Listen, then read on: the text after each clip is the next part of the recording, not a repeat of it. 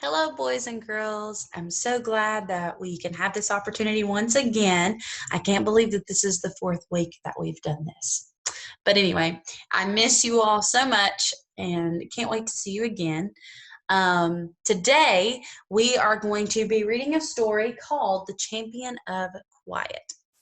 Now, last week, Miss White had talked to you about fables, and I hope that you've remembered some of that information about what a fable is.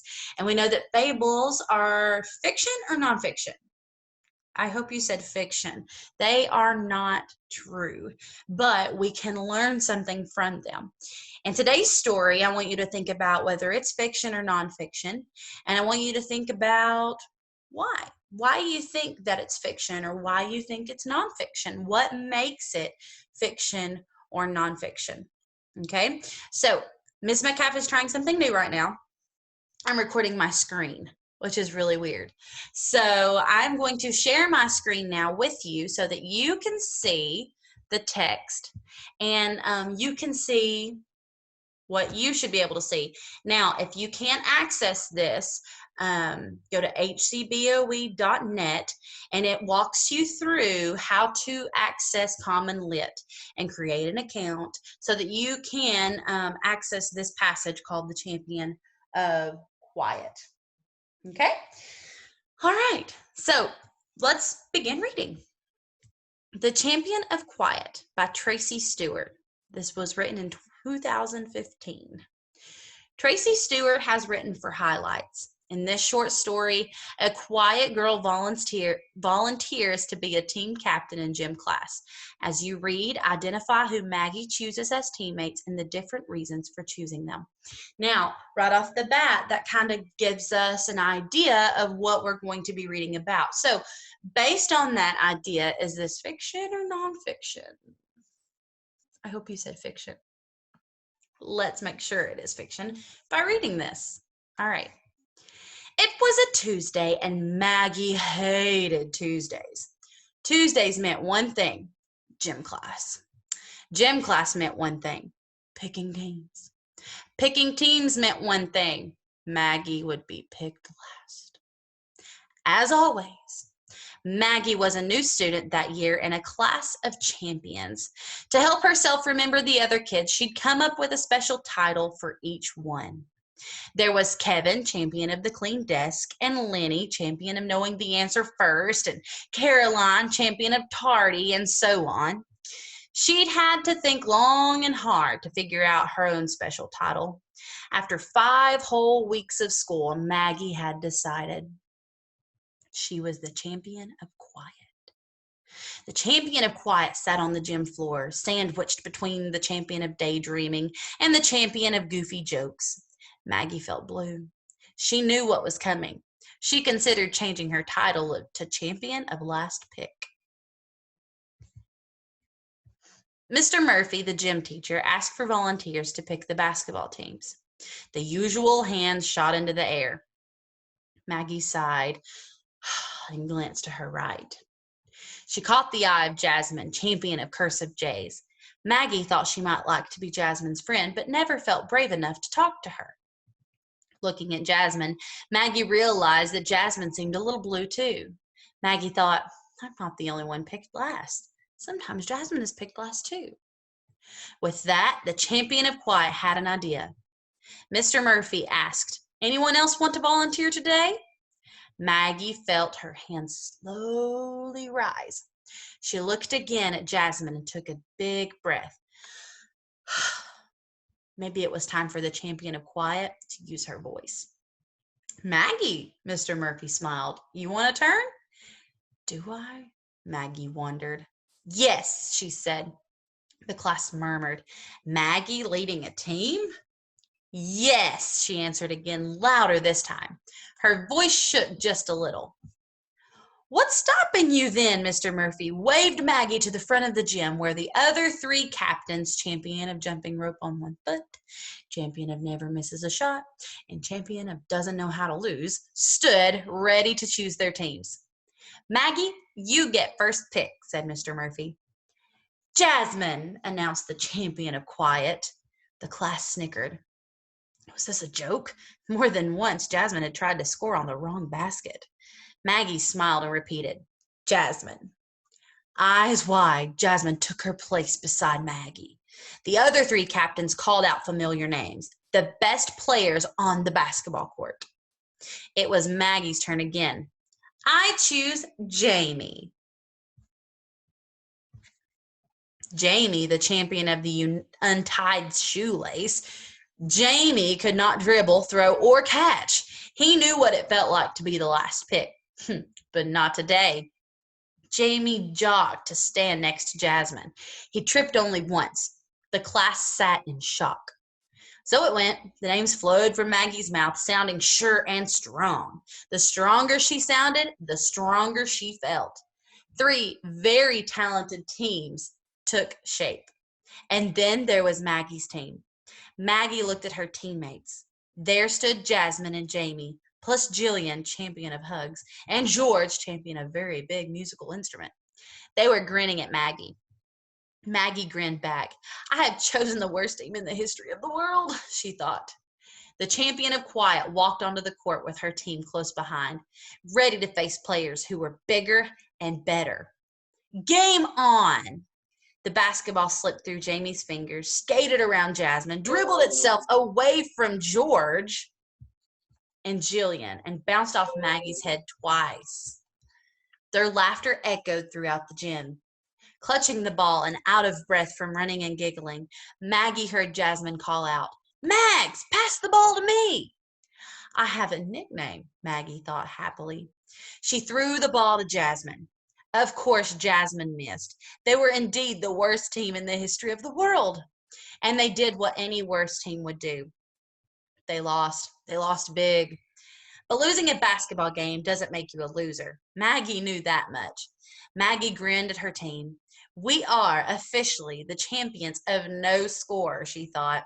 Awesome. The champion of quiet walked off the court with her new friends, and as the group made plans to sit together at lunch, Maggie was no longer surprised to hear her own voice joining the noisy chorus. All right, guys, so we talked the past few weeks about when there is a number beside of a word in a passage, you can drop to the bottom of that passage and it will tell you what that word means. So let's go to the first word that has a 1 beside of it. What is that word? Tardy. Now, let's go to the bottom, and it says tardy is an adjective and means being late. So, for example, when you walk in and Miss Metcalf has already taken roll and the class is already headed to specials, you're tardy. And most of the time you have to bring a little paper to my classroom, right, from the office. So, champion of tardy was Caroline. So, she was always late to class, apparently. Our second word is snickered. Now, I'm not talking about the little, well, the snack size ones are about that big. I'm not talking about the chocolate bar about that big, although kind of makes me want one. We're not talking about Snickers, but we are talking about a word that is a verb. Down here at the bottom, snicker is a verb, and it means to give a half-hidden laugh. What would you look like if you snickered at someone? It's a half-hidden laugh. So you can see my body moving, but you can't hear me laughing, right? You probably could, but it's okay. And then the third word is chorus. And chorus means something spoken by many people at the same time. Okay? All right, so you have some assessment questions, and this one is marked. So we're going to ignore the mark and just read this to see what the correct answer is. So number 1, part A, which sentence describes the main theme of the short story? Now remember, a theme is something that we can pull from a text that we can apply to our life. It's very general. It's not a specific thing that's specific to a character in the story. Now it has to be supported by the story, but we can pull that from the story and apply it to our own lives. So let's think what the main theme of this short story would be. A, it can be frightening to be the new kid at school. B, taking a chance and being brave can lead to making new friends. C, people who have things in common make good friends. Or D, if you want to stop something that is unfair, it's important to speak up.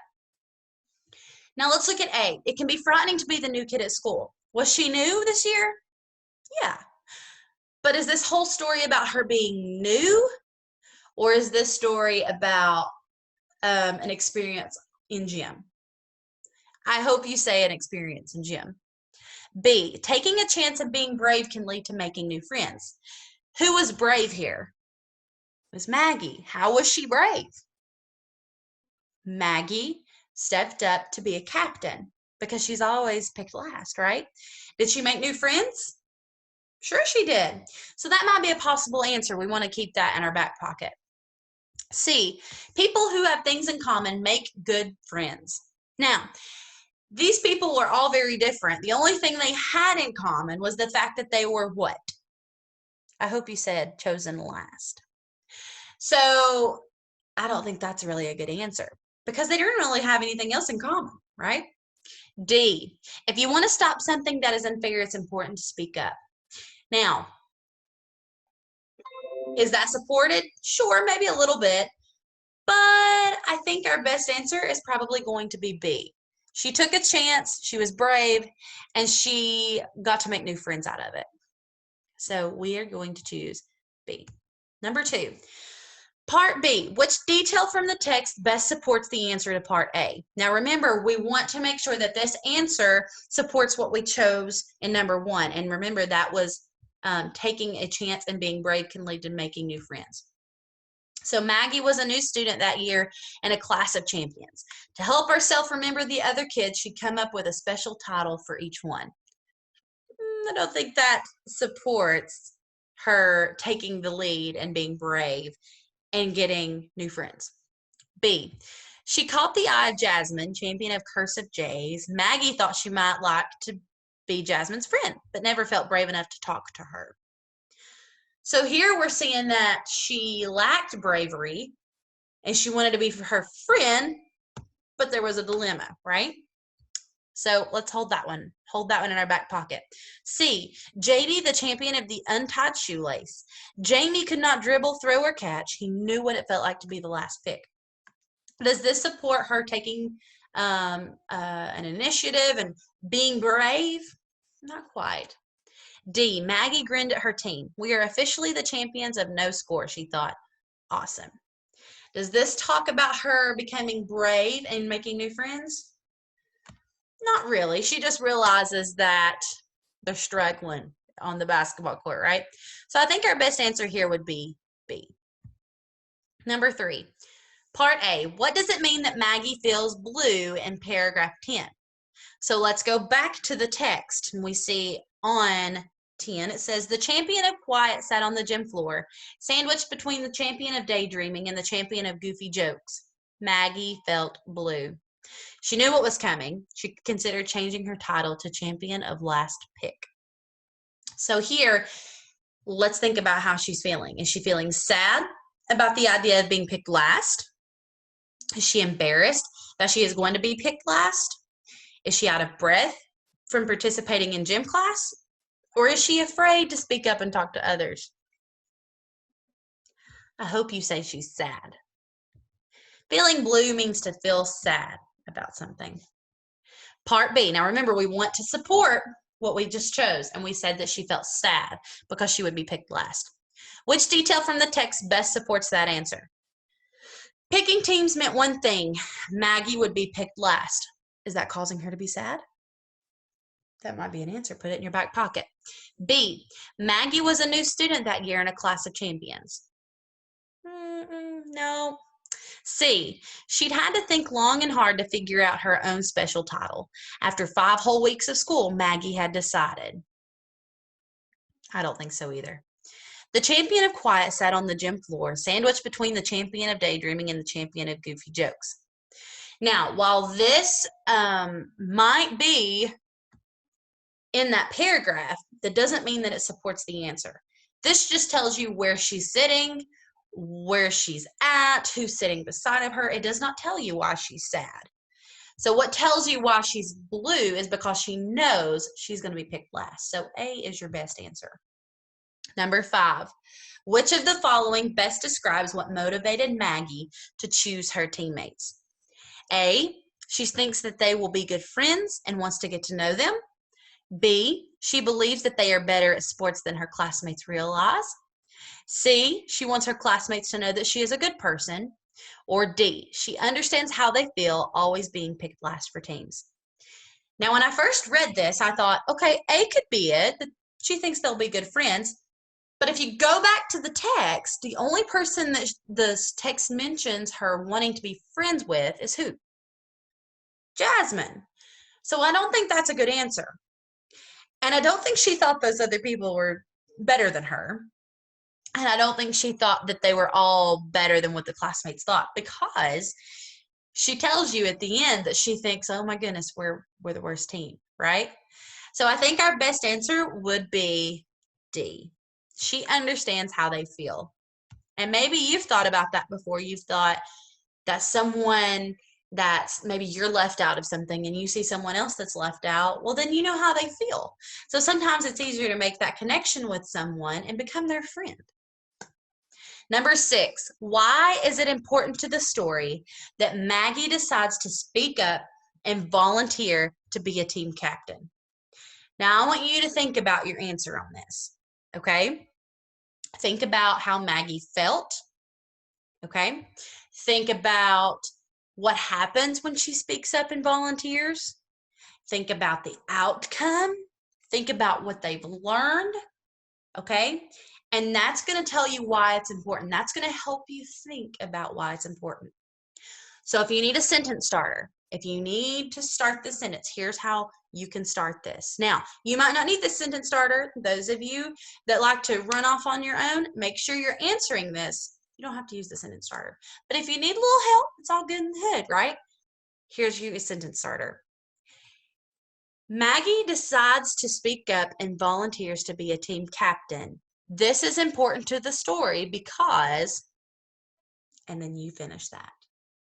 Or you can say, it is important to the story that Maggie decides to speak up and volunteer to be a team captain because, and you tell us. All right, guys, so let me switch back to my screen here. All right, I'm so glad, once again, that we had this opportunity. And I hope that you and your family are staying safe and staying healthy. And I just cannot wait to see you all again. And I hope you all have a fantastic Wednesday and a fabulous rest of your week. And we'll see you soon.